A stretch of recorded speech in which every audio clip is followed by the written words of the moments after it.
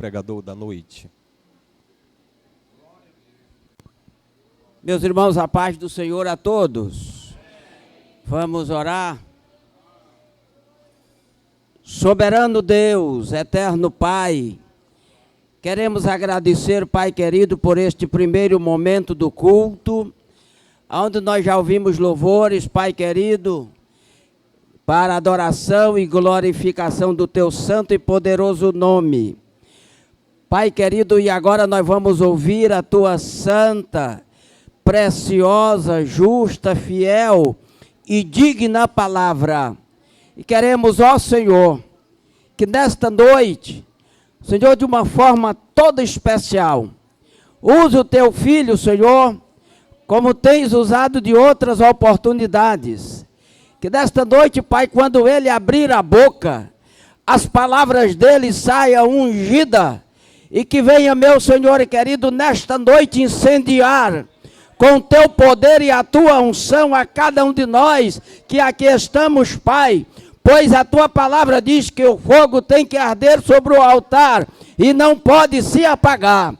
Que nesta noite, Senhor, cada um de nós que aqui estamos, possamos inclinar os nossos ouvidos para ouvir, Senhor, a Tua voz e a nossa mente para guardar, meu Senhor e querido. Nós te pedimos estas bênçãos em o nome de Jesus. Amém.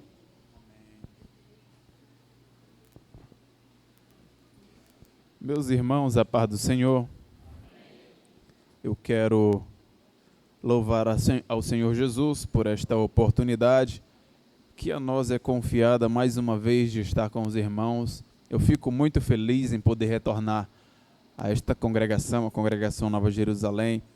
É uma bênção, porque assim vemos que o Senhor tem abençoado a igreja e de modo também que temos a certeza que a igreja assim nos acolheu e nos recebeu muito bem.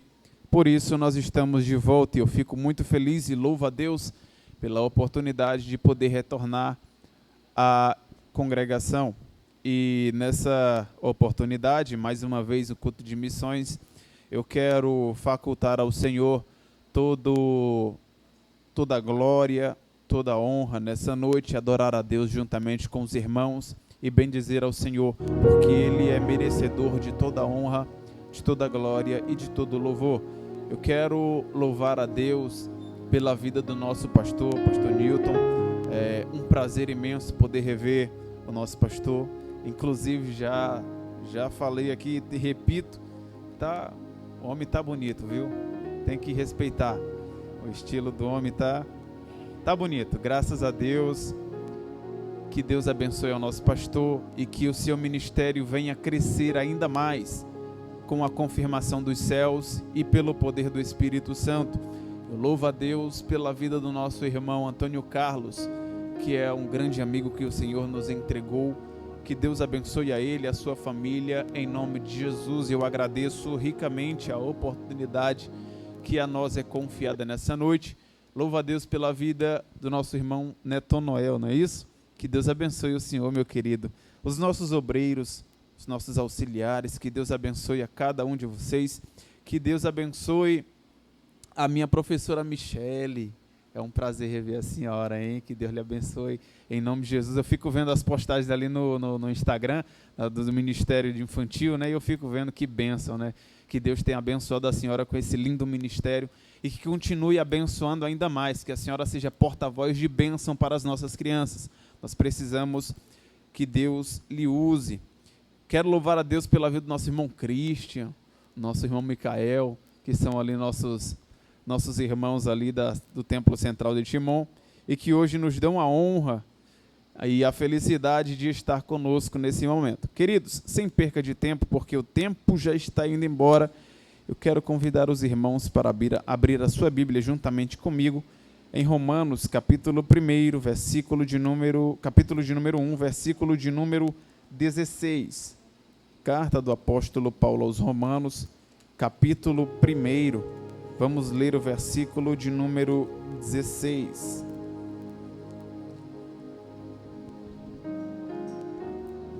Um gesto muito bonito e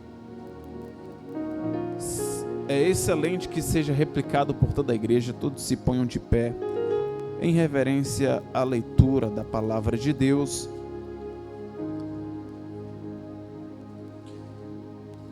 Romanos capítulo 1, versículo 16. Quantos acharam? Digo amém. Diz assim o texto sagrado: porque eu não me envergonho do evangelho de Cristo, pois é o poder de Deus para a salvação de todo aquele que crê, primeiro do judeu e também do grego. Mais uma vez o verso 16: porque eu não me envergonho do evangelho de Cristo, pois é o poder de Deus para a salvação de todo aquele que crê, primeiro do judeu e também do grego. Se assente dando glória ao nome do Senhor. Queridos, eu quero ser bem enfático na mensagem e bem rápido, até porque o horário passa bem rápido, e de mesma forma eu quero trazer algo da parte de Deus para o teu coração em rápidos minutos. Prometo que não vou cansar os irmãos. Queridos, a mensagem nessa noite, nós temos uma temática no culto. O culto é denominado culto de missões, e então nós vamos falar um pouco acerca desse versículo 16 do primeiro capítulo da carta de Paulo aos Romanos, que é um versículo que nos marcou muito, e eu creio que o Senhor tem algo para o teu coração. A mensagem que estava preparada era outra mensagem, mas de ontem para hoje o Senhor nos incomodou. Passei a madrugada toda, irmão Antônio Carlos, meditando naquilo que o Senhor tem para nós, e eu acredito que algo o Senhor tem para o teu coração nesse momento. Então peço que você nos preste a sua atenção, para que você possa entender aquilo que o Senhor tem para nós. Queridos, primeiro de tudo, que a epístola aos Romanos, eu anotei algumas coisas, porque eu quero ser bem preciso na mensagem e não esquecer de entregar algo para você. Eu quero entregar tudo que o Senhor nos entregou para a igreja nessa noite. Primeiro, que a epístola aos Romanos, segundo o nosso grande teólogo, nosso grande estudioso, Martinho Lutero, qual foi o precursor da reforma protestante, é a principal, segundo Martinho Lutero, Romanos é a principal composição literária do Novo Testamento e a mais pura descrição dos ensinos dos evangelhos. Por quê? Porque Romanos é a maior, a mais rica e a mais abrangente declaração da parte do apóstolo Paulo sobre o evangelho. A epístola aos Romanos, ou a carta de Paulo à igreja de Roma, é uma resposta completa, lógica e reveladora acerca de uma grande pergunta que estava ecoando ao longo dos séculos. Esta pergunta, ela vai ser encontrada em Jó capítulo 9, versículo de número 2, onde Jó vai dizer: como pode o homem ser justo para com Deus? Esta afirmativa, esta pergunta, ela é respondida na carta aos Romanos. Ao longo de todos os capítulos, o apóstolo vai discorrer acerca da salvação e o meio da salvação. Lembre que o versículo principal, o versículo chave da reforma protestante está no mesmo capítulo, é o versículo seguinte, versículo 17, porque nele a justiça de Deus é revelada de fé em fé, como está escrito, o justo viverá pela fé. E então nós voltamos ao versículo de número 16, e diante dessa clareza das Escrituras podemos retrair algo ou extrair algo para o nosso coração. Primeiro, que quando nós olhamos para o versículo de número 16, Paulo ele vai primeiro trazer uma afirmativa acerca ou em oposição a uma atitude social. Primeiro, que o que acontece é que Paulo vai rebater alguém dizendo: eu não me envergonho do evangelho, porque é poder de Deus para a salvação de todo aquele que crê. E então ele vai trazer na parte B do versículo de número 16 a seguinte afirmativa: primeiro do judeu e depois ou também do grego. Vai depender da sua tradução ou da sua versão. As versões mais atualizadas vai trazer a afirmativa primeiro do judeu e também do grego. Então, quando Paulo está trazendo essa afirmativa, por que eu quero começar logo da última parte? Porque essa última parte é uma parte aonde Paulo está definindo o caráter inicial do seu ministério, não algo propriamente relacionado à palavra. Então quer dizer que Jesus começou salvando o judeu para depois ir para o grego? Não é isso que está acontecendo. O que nós estamos vendo aqui é o caráter ministerial de Paulo, porque Paulo iniciou pregando aos judeus dentro das sinagogas, e depois, quando ele foi excluído, ele foi pregar para os gentios. E então agora Paulo vai dizer no versículo 16, primeiro do judeu e também do grego. E agora, para a primeira parte do versículo de número 16, nós vamos perceber uma palavra poderosa vinda de Paulo à igreja de Roma, aonde ele vai dizer: eu não me envergonho do evangelho, porque o evangelho de Cristo é poder de Deus para a salvação de todo aquele que crê. Então, ao ler primariamente esse versículo, eu posso perceber dois grupos de pessoas. Quantos grupos? Primeiro grupo, há um grupo que vê a Bíblia Sagrada. Os dois grupos veem a Bíblia Sagrada, estão diante da Bíblia. O primeiro grupo, ele vai observar e ele vai enxergar a Bíblia, após a sua análise, vai enxergá-la como apenas um livro histórico. O segundo grupo vai ver a Bíblia e, segundo a sua análise, ele vai entender que a Bíblia Sagrada, ela é inspiração divina e a fonte de sabedoria. Não esqueça essa palavra, sabedoria. Repita comigo, sabedoria. Pode ser mais forte, tem muita gente aqui presente. Vamos chacoalhar e tremer esse templo no 3. 1, 2, 3, sabedoria. Não esqueça essa palavra. Primeiro, que Paulo, nós não estamos tratando de alguém simples ou de alguém comum ou qualquer. O qualquer que eu quero dizer é sem estudo, sem formação, sem graduação. Paulo, nós conhecemos a sua história, nós conhecemos o seu currículo e percebemos que não é um homem vazio ou raso, mas de profundo conhecimento. E agora ele explana a palavra de Deus como poder, em forma de sabedoria, repassando para a igreja de Roma os ensinamentos e aquilo que ele entendeu e que agora o seu saber tem e toma posse do poder que há na palavra de Deus. Há um grupo que entende que essa sabedoria que vem da palavra de Deus, que vem da Bíblia Sagrada, ela é essencial para todo homem, para todo ser humano. Porém, há quem acredite que a Bíblia não tem sabedoria ou não traz sabedoria para a sociedade, e então a despreza, a colocando apenas como um livro histórico. Então, apega-se aos livros acadêmicos, às teses acadêmicas, aos estudos acadêmicos. Perceba que aqui eu não quero denegrir, ou aqui eu não quero excluir o uso do estudo acadêmico, mas pelo contrário, estamos apenas exaltando a sabedoria que há na Bíblia Sagrada, que por hora outra é excluída ou deixado de lado. Primeiro, que a sabedoria é tradicionalmente definida em contextos acadêmicos como a capacidade de aplicar conhecimento e experiência de maneira prudente e ética para resolver problemas complexos e tomar decisões bem fundamentadas. Do ponto de vista filosófico, há uma pessoa que ela vai falar bem sobre a sabedoria. Esse alguém é Aristóteles, e ele distingue a sabedoria em dois tipos principais. Primeiro, ele vai distinguir a sabedoria em sofia, sabedoria teórica, ligada ao conhecimento profundo das verdades universais. Segundo ponto que Aristóteles vai pontuar é a pronesis, que é a sabedoria prática, relacionada à ética e à capacidade de agir corretamente nas situações do dia a dia. Na psicologia, a sabedoria é frequentemente estudada como um traço cognitivo e emocional, que envolve julgamento equilibrado, inteligência emocional, empatia e visão de longo prazo.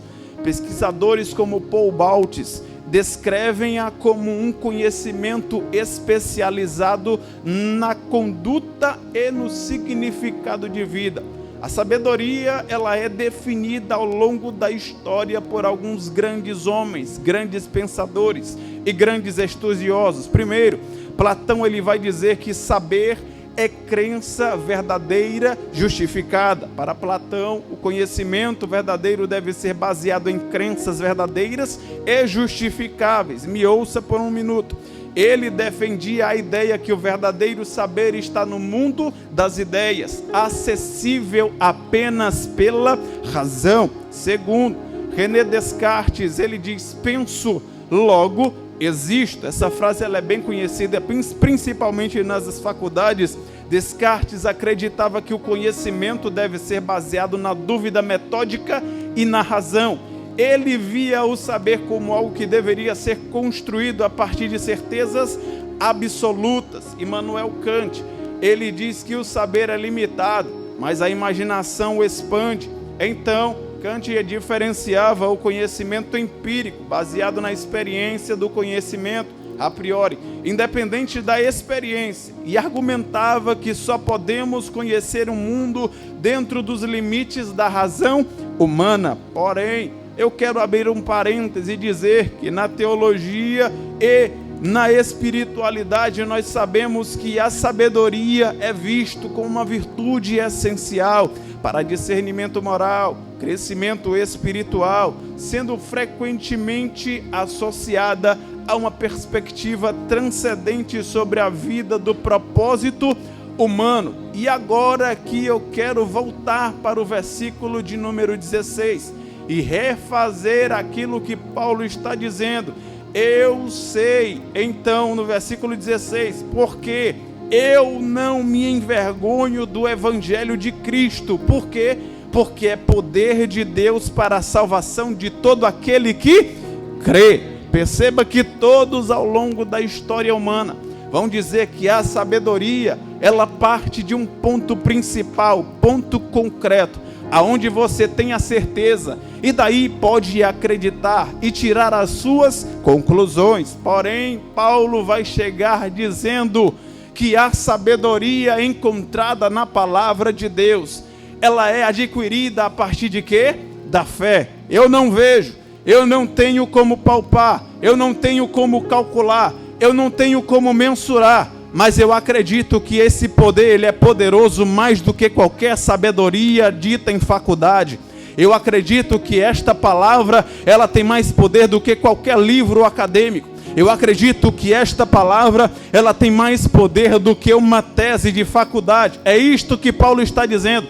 Por mais que alguém ensine, por mais que alguém doutrine, por mais que alguém fale, que para você conhecer, você tem que ter ali uma base, eu acredito que a palavra de Deus, ela tem a sua base, mesmo sem eu ter certeza de como ela é, mesmo sem eu ver, a palavra de Deus vai dizer que pela fé nós podemos ver, pela fé nós podemos alcançar, pela fé nós podemos chegar. Hebreus capítulo 11, todo o capítulo vai dizer que os nossos patriarcas não viram, mas pela fé alcançaram a vitória. Oh glória!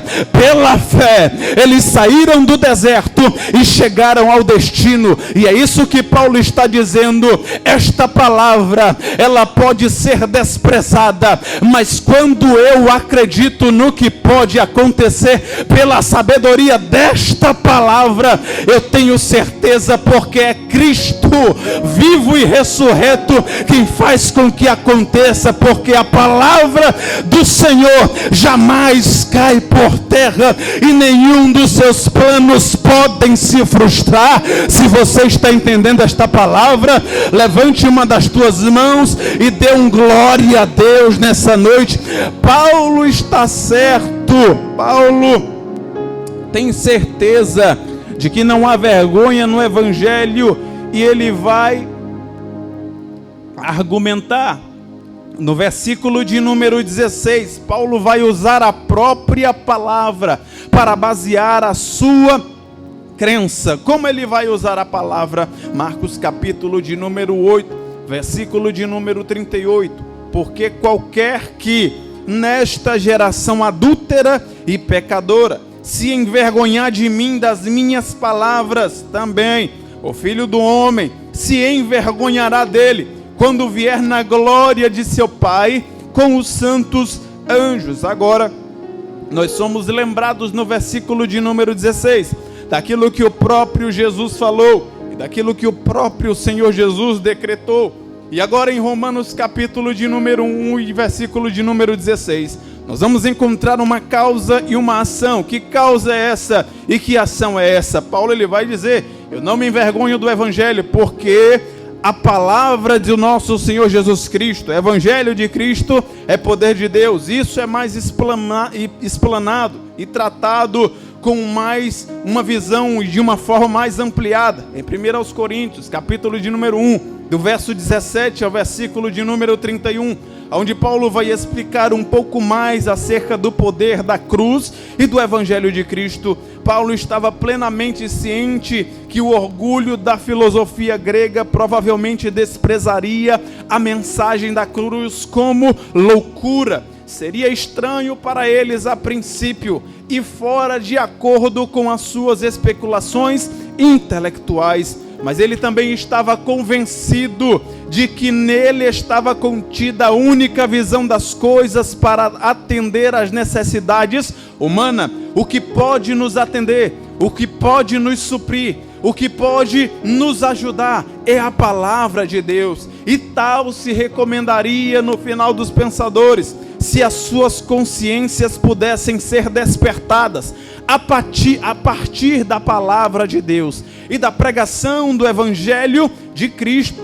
Ao pregar aos coríntios, ele de fato se absteve propositalmente de apresentar o Evangelho a eles em palavra de sabedoria humana, ainda que Paulo tivesse tal capacidade para trazer a palavra com todo o estudo acadêmico, com toda ali a argumentação filosófica, mas ele se abstém disso. Ele diz: não, o que deve fazer efeito não é o meu conhecimento acadêmico. O que deve fazer efeito, preste bem atenção, isso é culto de missões. O que deve fazer efeito não é o meu conhecimento dos livros literários. O que deve fazer efeito não é a minha inteligência sobre os filósofos, sobre a cultura grega, sobre a cultura romana ou sobre a cultura judaica. O que deve fazer efeito é puramente a palavra de Deus e o Evangelho do nosso Senhor Jesus Cristo, que é essencial para nos livrar, que é essencial para nos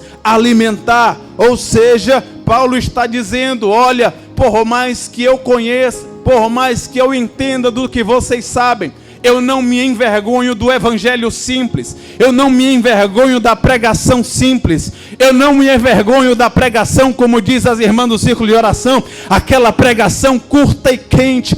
Eu não me envergonho de entregar um folheto, eu não me envergonho de sair na rua, erguer um cartaz e dizer: Jesus te ama. Eu não me envergonho de chegar no meu trabalho e dizer: eu sou crente. De chegar na faculdade e dizer: eu sirvo a Deus, porque eu sei que nesta palavra tem poder para todo aquele que crê, para todo aquele que necessitar. Ou seja, se você está com angústia, a palavra de Deus vai te alimentar. Se você tem fome, a palavra de Deus vai te alimentar. Se você tem sede, a palavra de Deus vai te saciar. Se você está com depressão, a palavra de Deus vai te ajudar. Se você está doente, a palavra de Deus vai te curar. É só a palavra que pode nos ajudar em qualquer necessidade. É a palavra de Deus que salva, é a palavra de Deus que cura, é a palavra de Deus que liberta, é a palavra de Deus que nos ajuda e que nos faz nos fortalecer. É a palavra de Deus. É somente esta sabedoria que emana do altar de Deus, segundo o Evangelho de Jesus Cristo. Nós não precisamos arrebanhar almas nas nossas igrejas apenas por aquilo que nós podemos fazer. Nós não precisamos de muitos enfeites para atrair pessoas ao altar de Deus. Nós não precisamos fazer coisas extraordinárias para trazer almas para o altar